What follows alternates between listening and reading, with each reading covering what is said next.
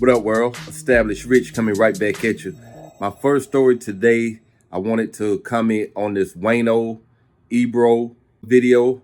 Ebro made some comments about Drake, saying that Drake was a sickness to the game. Wayno kind of took offense to that and thought that maybe Ebro went a little bit too far. So that's what this video is going to be about.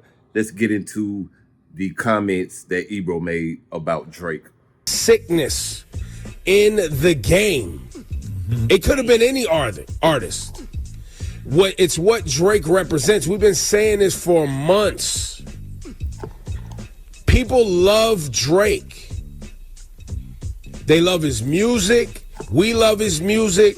He's beloved. He's not willing to go rip his soul from the bottom and do ayahuasca and look himself in the mirror as Kendrick had prescribed to him. On what song was that? Euphoria? No. Seems like it's about Drake, but continue. No, but it's about what the game. So that's kind of crazy, right? I mean, the reason Drake is in this because he's a sickness in the game.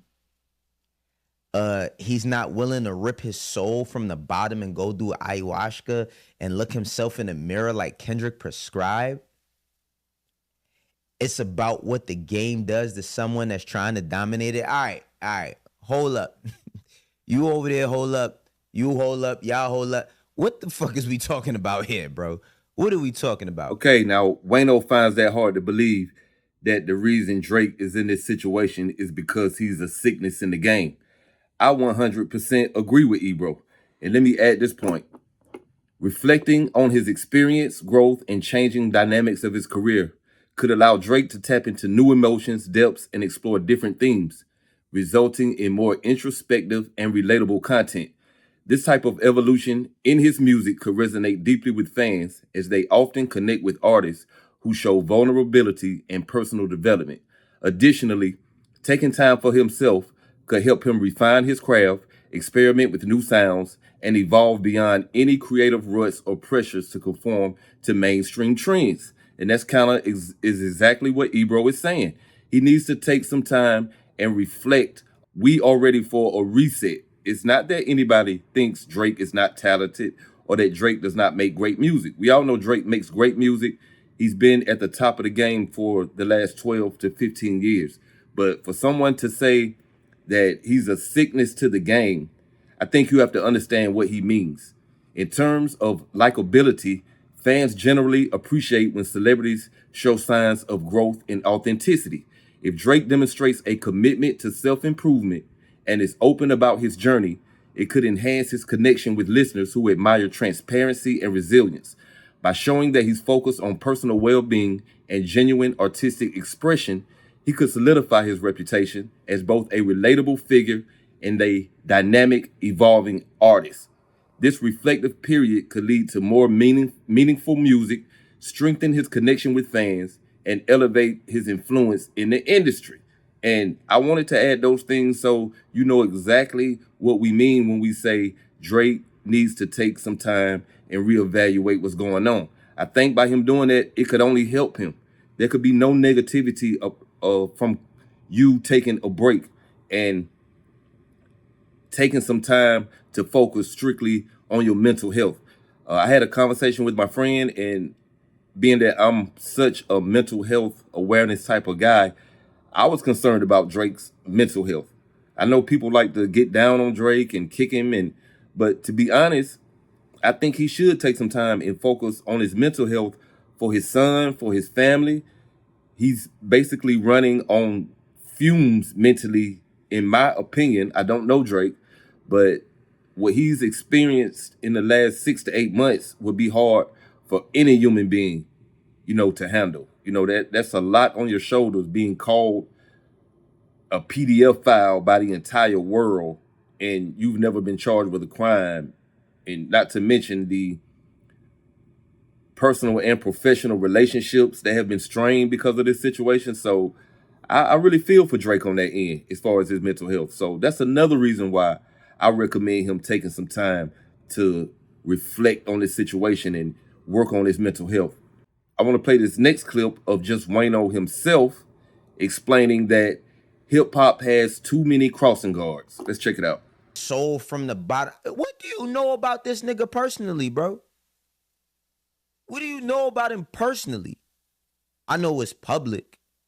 Yeah, we know the public shit. But what do you know about this nigga personally where you feel like he got to go see a shaman and and bare his soul? Like, what are we talking about, bro? Like, what the fuck is we talking about nowadays? What is going on? What's going on? Is this shit rap and entertainment, or are we about personal development and all of that? Now, there's a tweet that Ebro put up, and he says, the inability to admit excessive materialism, excessive partying in women, and not evolving from your 25/30-year-old self is a sickness. Bro, that's what hip hop is. Hip hop is always like now, like what I don't like about hip hop is that we got too many fucking crossing guards and hallway monitors. It's way too many.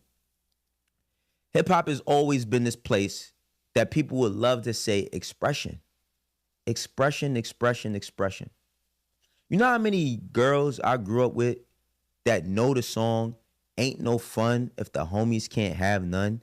And if the song comes on right now and we in a public function, people is going to dance and they're going to have a good time and they're going to sing a song about a man telling a chick, this ain't going to work out if none of my homies can't get none of this. Okay, so you see what Wayno had to say. He says, what do we know about Drake personally? And then he says, it's already out there. So obviously we do know a little bit about him personally. And I agree with Ebro. The inability to admit that excessive violence, excessive sexualization, not being able to evolve past your 30s has been a problem in hip hop for decades. And Wayno's been in this game long enough that he can see that. He knows everything that goes on to excess is not positive for our community. And it is not a form of expression when you're only expressing yourself in this way to try to continue to glorify violence, sexuality, retaliation, murder. You're only doing those things to try to cater to what you think is popular. So it's not a form of self-expression. The days where hip-hop was expression, expression, expression, those were the days when I was growing up. KRS-One, Ice Cube, NWA, it evolved to a point to where we are now, where people are not expressing themselves, their personal feelings anymore. They're doing what they think is going to sell. And to ignore the effects of people's expression on our community is it's not genuine. And let me add this to the conversation. Hip hop, especially in its early years, has often been celebrated for its raw authenticity and freedom of expression. However, this lack of regulation or lack of a crossing guard has led to problematic content being glorified, especially when it comes to the treatment of women. Let me add this for Wayno. Songs like Snoop Dogg's Ain't No Fun perpetuate negative stereotypes of women, objectifying them and reducing their role in relationships to mere sexual objects. These lyrics were historically a reflection of a broader culture that often treated women as a secondary or disposable item, particularly in hip hop and environments it emerged from. Let me add this, Wayno. The fact that women today, even in hip hop culture, are singing to these songs can be seen as an indication of how deeply embedded these harmful representations have become in the culture. The normalization of such derogatory language towards women in music without much pushback or accountability has created a dangerous cycle where the disrespect becomes normalized and even internalized by those who are directly impacted by it. So that would be my response to Wayno. Yes, you will have women sitting here singing disrespectful songs about themselves. If you walked in and saw your daughter or your mom calling herself or speaking about herself in some of these ways, would you think, hey, we all just having a good time? No, you wouldn't. A woman singing these songs is a reinforcement and a belief in her head about what the song is saying. So I don't see in any type of way where that form of expression is helping the culture. But that's just my opinion. What's yours? Like, comment, subscribe, establish rich. I'll be back with another one. You know how I do it. Peace.